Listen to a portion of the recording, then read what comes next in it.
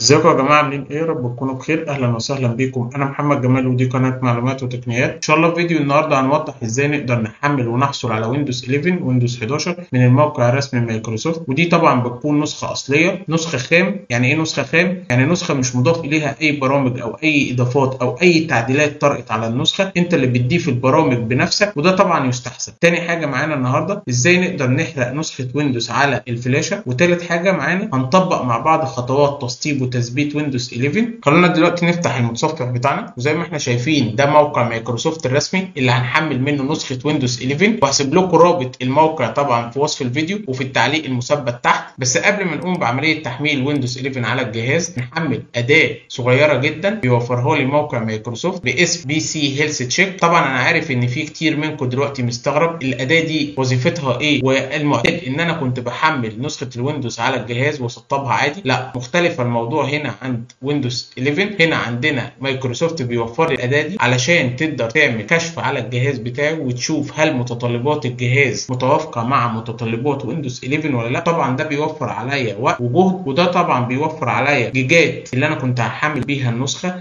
علشان النسخه بحجم 6 جيجا. طبعا هيوفر عليا مجهود ووقت. فهنا هنيجي نحمل الاداه بتاعتنا، وبرده هسيب لكم الاداه في رابط في وصف الفيديو وفي التعليق المثبت تحت. هنا بنيجي نقف على الاداه ونضغط عليها كليك شمال، وهنيجي نضغط على داونلود بي سي هيلث تشيك ونقف عليها ونضغط كليك شمال. هيبدا على طول برنامج التحميل. هنا لو انا عاوز انزل الاداه، انا كنت طبعا منزلها هلغيها، وهنيجي عند الديسكتوب. هنيجي هنا ادي البرنامج باسم ويندوز بي سي هيلث تشيك. هنا نسطبه عادي جدا، نيكست نيكست لغايه لما نيجي عند اخر صفحه، وهيطلب مننا لو احنا عاوزين نعمل شورت كات للبرنامج على الديسكتوب بنعلم عليها ونضغط على فينيش. هنا ده شكل البرنامج بتاعي. هنا بضغط عليه دبل كليك شمال علشان يفتح معايا. هتفتح معانا واجهه البرنامج بالطريقه دي. هنا بيديني مسمى الجهاز بتاعي، وهنا عدد الرامات اللي موجوده في الجهاز، وهنا مساحه الهارد بتاعي قد ايه، وهنا عمر الجهاز بتاعي. هنا بيقول لي 12 سنه، طبعا قديم قوي. هنروح دلوقتي نضغط على تشيك ناو علشان يشوف هل متطلبات الجهاز متوافقه مع متطلبات ويندوز 11 ولا لا. هنضغط على تشيك ناو كليك شمال، هيطلع لي على طول تقرير بالمتطلبات هل هي مستوفيه ولا لا. هنا طلع لنا علامات اهو ومديني علامه تعجب، وعندنا هنا علامه اكس بيقول لي ان البروسيسور بتاعك، طبعا البروسيسور بتاعنا كور اي 3 اصداره قديم جدا فمش متوافق مع نسخه ويندوز 11. فطبعا ده وفر عليا الوقت والجهد. زي ما احنا قلنا كنا ممكن ننزل والجيجات كمان بتاعه النت. وهنا لو جينا ضغطنا على سي اول ونزلنا بالسكرول كده، هنا هيديني تقرير كامل. برضه بيقول لي هنا ان اقل عدد للرامات علشان اسطب نسخه الويندوز بتاعه 11 هنا بيقول لي 4 جيجا. طبعا احنا عندنا الرامات اللي موجوده في الجهاز 8 جيجا. طبعا اقل حاجه 4 جيجا علشان تكون دي من ضمن الشروط بتاعه نسخه 11. هنا بيديني علامه صح. وهنا كمان بيقول لنا ان احنا لازم يكون في مساحه فارغه بمساحه 64 جيجا. طبعا احنا عندنا الهارد مساحه 1000 جيجا 1 تيرا. طبعا هنا عندنا مساحه فبيدينا برضك علامه صح. بس طبعا البروسيسور هنا مش هيقدر يخليني ان انا اقدر انزل نسخه 11 على الجهاز. فطبعا ده اداني تقرير مبدئي واداني ان انا اقدر انزل نسخه الويندوز بتاعي ولا لا. خلونا دلوقتي نروح نشوف ازاي هنحمل نسخه الويندوز. خلونا دلوقتي بقى لو الجهاز بتاعنا هل هو متوافق وعاوز دلوقتي احمل نسخه الويندوز بتاعتي من موقع مايكروسوفت، اجي افتح كده واجي لكم طبعا الرابط ده في وصف الفيديو تحت. هننزل هنا في السكرول كده لغايه لما نيجي عند داونلود ويندوز 11 ديس ايمج ايزو، واجي هنا واختار هنا اول اختيار. هو ما عنديش الا هو هنا 64 بت. هنا واجي اضغط على داونلود ناو. هنا هيفتح معايا ويقول لي اختار لغه النسخه. هنيجي هنا نختار لغه النسخه. هنيجي نفتح هنا. طبعا لو انت كنت حابب ان اللغه بتاعتك تكون باللغه العربيه علشان تدعم اللغه العربيه، الاعدادات بتاعتك جوه والقوائم بتاعتك تكون باللغه العربيه، هتكون النسخه بتاعتك معربه. هتيجي تختار هنا العربي. انا طبعا بنزل النسخه بتاعتي بفضل ان انا انزلها اللغه الانجليزيه. لو انت حابب هتختار اللغه العربيه هنا وتيجي تضغط على كونفيرم. هنا هيأكد عليك ويقول لك داونلود ويندوز 11 Arabic. لو انت كنت متأكد هتيجي تضغط على داونلود. لو انت حابب ان انت عاوز تغير، لو انت كنت عاوز تغير هتيجي تطلع بالسكرول كده تاني وتضغط على داونلود ناو الخطوة اللي قبلها، ويجيب لك تاني الاختيار وتقدر تختار اللغة بتاعتك تاني هنا من هنا. لو جينا هنا اخترنا اللغة الإنجليزية وضغطنا كونفيرم هيأكد علينا تاني ويقول لنا احنا عايزين ننزل النسخة بتاعتنا باللغة الإنجليزية. هبدأ أقول له لو أنا متأكد هبدأ أقول له داونلود، وهتبدأ نسخة الويندوز معانا هتبدأ عملية التنزيل. والمعتاد بتاعها إن هي لو أنت سايبها في الديفولت الإعدادات بتاعتها الافتراضية في المتصفح بيبدأ ينزل في فولدر داونلود هتلاقي النسخة بتاعتك. دلوقتي خلينا ننتقل على الخطوة الثانية وهي إزاي نحرق نسخة الويندوز بتاعتنا بعد عملية التنزيل على الفلاشة. طبعا أنا كنت شارح فيديو على القناة بيوضح ازاي نحرق نسخة الويندوز على الفلاشة بالتفصيل، هسيبه لكم في وصف الفيديو وفي التعليق المثبت. وده طبعا شكل الفيديو، دي شكل الصورة بتاعت الفيديو، انا حبيت اوضحها لكم. دلوقتي خلينا بقى نتنقل للخطوة الثالثة وهي ازاي نطبق خطوات تسطيب وتثبيت ويندوز 11 على الجهاز بتاعنا. وطبعا لو الفيديو فادك لغاية دلوقتي ما تنساش تشترك في القناة وتفعل زر الجرس علشان يصلك كل جديد بنقدمه، تضغط لنا لايك، ويلا بينا نخش في الشرح. ان شاء الله في فيديو النهارده هننفذ ونطبق مع بعض خطوات تسطيب وتثبيت ويندوز 11 ويندوز 11. طبعا هنكون حرقنا ويندوز 11 على الفلاشه بتاعتنا وهنحط الفلاشه بتاعتنا في الجهاز، ونروح دلوقتي نراستر الجهاز بتاعنا. هنضغط على زرار اسكيب من الكيبورد، وزرار اسكيب من الكيبورد هو اول زرار فوق ناحيه الشمال، هضغط عليه ضغطه واحده كده تبدأ تفتح معانا الشاشة بالطريقة دي. هنا بيقول لي ستارت اب منيو، وعلشان ندخل لخيارات وضع البوت هنضغط على F9. طبعا انا الجهاز بتاعي HP فبتختلف من جهاز لجهاز، وان شاء الله هسيب لكم في وصف الفيديو الاوامر الخاصة بمعظم الاجهزة اللي بتدخلنا لوضع البوت زي الديل والسامسونج واللينوفو والHP. ان شاء الله هنكون مغطيين معظم الاجهزة وندخل ازاي منها لوضع البوت. دلوقتي هنضغط على F9 علشان ندخل لوضع البوت في جهاز HP. هنا دخلنا على البوت مانجر، هننزل بالسهم على الفلاشة بتاعتنا ونتأكد ان احنا واقفين عليها كينجستون. هننزل كده بالسهم وهنضغط على زرار الانتر من الكيبورد. هنا بتتم عملية القراءة للويندوز، هننتظر لغاية لما تتم عملية القراءة للويندوز. هنا تمت عملية القراءة للويندوز اهو.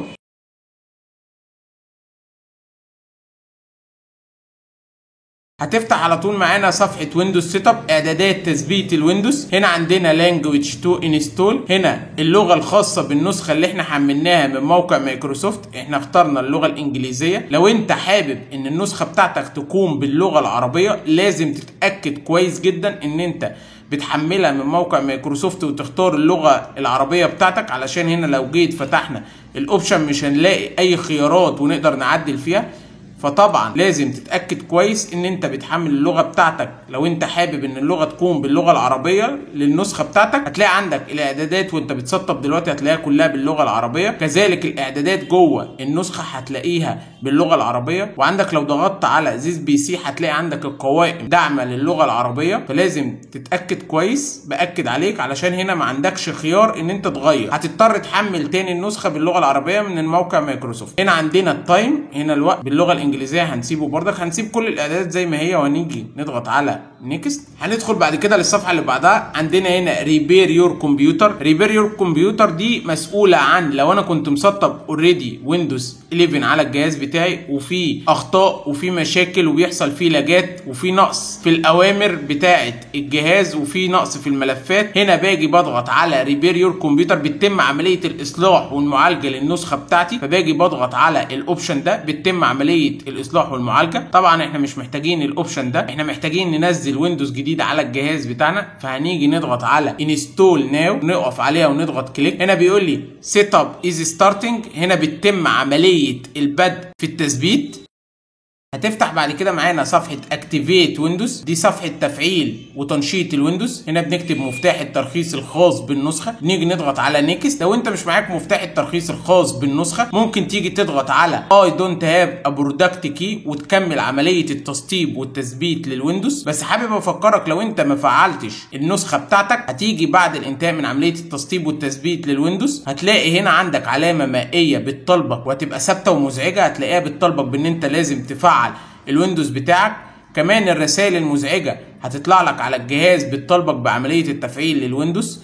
كمان من ضمن القيود اللي هتقابلك في حالة عدم التفعيل لكود الترخيص الخاص بالنسخة، هتلاقي عندك في الاعدادات في الاوبشن هتلاقي اوامر مقفولة مش تقدر تستفاد منها اكبر استفادة. كذلك عوامل الامان مش هتبقى متوفرة عندك بنسبة كبيرة جدا، يعني مش تقدر تحصل على التحديثات الخاصة من مايكروسوفت. كمان عندك النسخة مش هتكون مستقرة، ممكن تكون معرض للقرصنة. كمان عندك النسخة ممكن تسقط في اي وقت، طبعا ده كله علشان انت مش مفعل النسخة بتاعتك، فالنسخة بتاعتك مش ثابتة. فطبعا انا بنصحك بان انت تفعل النسخة بتاعتك بمفتاح الترخيص الخاص بيها. دلوقتي انا كتبت مفتاح الترخيص الخاص بالنسخة، هنيجي نضغط مع بعض على نيكست. هندخل بعد كده على الخطوه اللي بعدها. هنا بيقول لي اختار نظام التشغيل الخاص بتثبيت الويندوز. عندنا هنا النسخه الهوم بانواعها، ودي نسخه للمستخدمين العاديين. عندنا هنا النسخه الاديوكيشن، ودي خاصه بالطلبه والجامعات. عندنا هنا النسخه البرو، ودي نسخه للمستخدمين المتقدمين، ودي انصح بيها بشده، دي بتبقى عوامل الامان متوفره فيها جدا، ودي نسخه بتبقى ثابته. فنيجي نختار النسخه البرو وهنيجي نضغط على نيكست.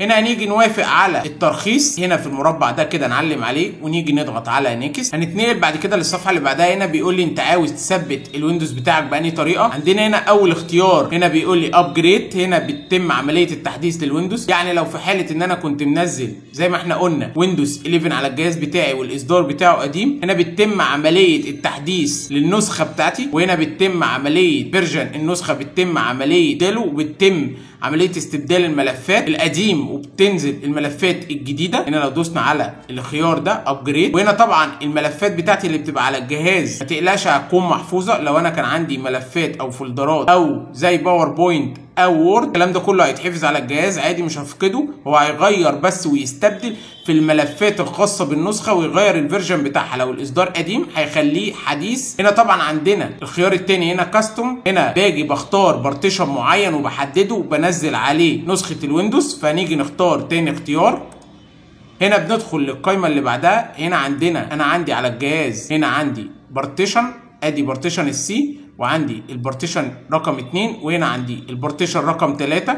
امال ايه ده خاص بملفات الويندوز هو بيستقطعها. هنا عندي 50 ميجا بايت. لما نيجي نفرمت او ندلت البارتيشن ده هيتم عمليه الدمج ما بين الملفات النظام دي وتخش هنا خلاص هتمسح. فنيجي نتاكد كويس جدا ان احنا واقفين على البارتيشن اللي احنا عاوزين ننزل عليه الويندوز، ونيجي نضغط على فورمات. هنا هتطلع لي رساله تحذيريه وبتقول لي ان البارتيشن هتتم منه عمليه المسح والازاله للداتا بتاعتي. فنتاكد كويس جدا يا جماعه ان احنا واقفين على البارتيشن علشان ما نفقدش اي ملفات مهمه احنا محتاجينها، ونيجي نضغط على اوكي.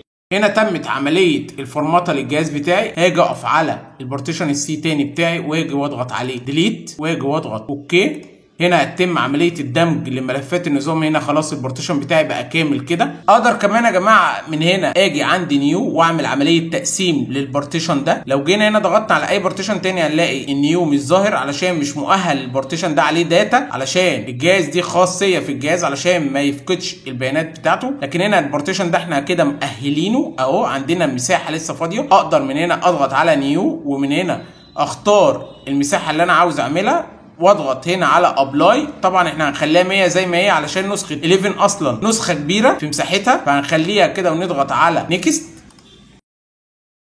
هنا بتتم عمليه النسخ ونقل الملفات. هنا ادي 1% اهو. هنا بتتم عمليه التنزيل لملفات النسخه. طبعا انا مش هطول عليكم علشان وقت الفيديو، برجع لكم بعد لما تنزل عمليه نقل وتثبيت الملفات على الجهاز وارجع لكم تاني. ورجعنا لكم. هنا تم نقل وتثبيت 98% من نقل الملفات والبيانات الخاصه بالنسخه. هننتظر لغايه لما تنتهي عمليه تثبيت.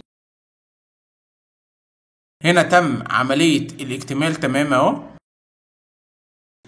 هنا يبدأ الجهاز يعمل عملية ريستارت اوتوماتيك، مش هنتدخل خالص.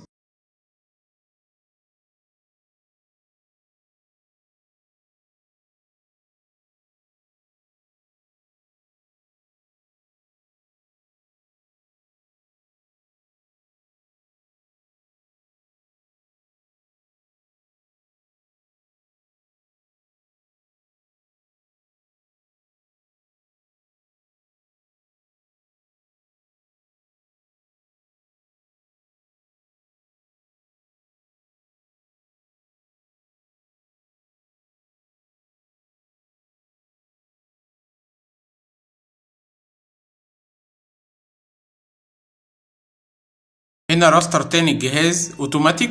هنا بعد ما راستر الجهاز هنا بيتم عملية الفتح تاني للجهاز. بالمناسبة لو الفيديو فادك لحد دلوقتي ما تنساش تضغط لايك وتشترك في القناة وتفعل زر الجرس علشان يصلك كل جديد بنقدمه.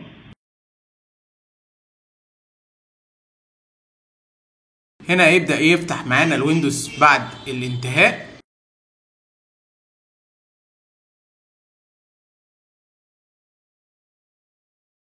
هنا هنيجي نختار المنطقة بتاعتنا، هنطلع بالسكرول كده او هننزل نختار ايجيبت.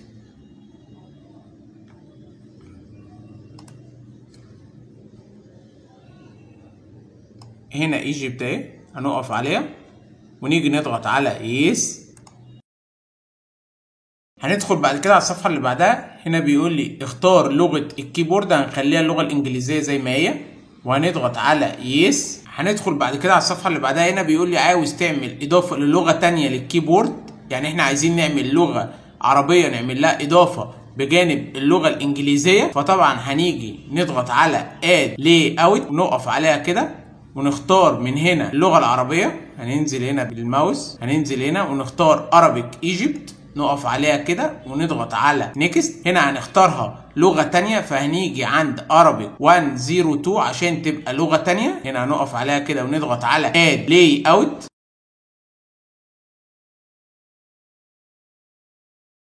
هندخل بعد كده على اعدادات ربط الواي فاي. هنا ممكن نضغط على I don't have internet، نضغط عليها ونضغط بعد كده على Continue with Limit Setup، نضغط عليها. هنا بيقول لي اختار اسم للجهاز بتاعك، هنكتبه مع بعض. هنا كتبت الاسم بتاعي محمد جمال، هنروح نضغط على نيكست. هنا بيقول لي انشئ باسورد لليوزر ده.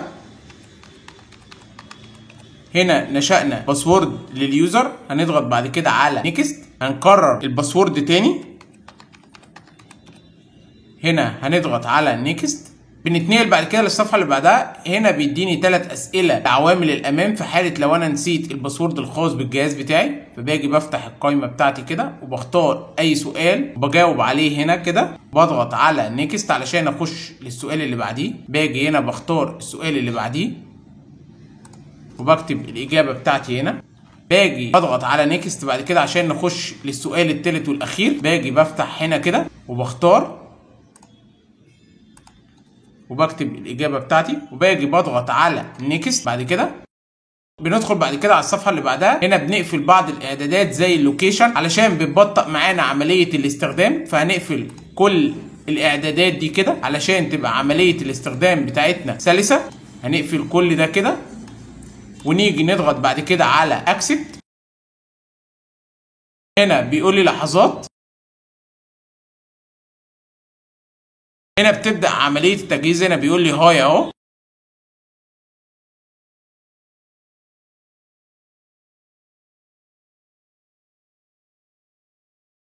هنا بينبهنا ومطلع لنا رسالة بيقول لنا ان احنا ما نطفيش الجهاز بتاعنا. لحظات بتتم فيها عملية الانتهاء.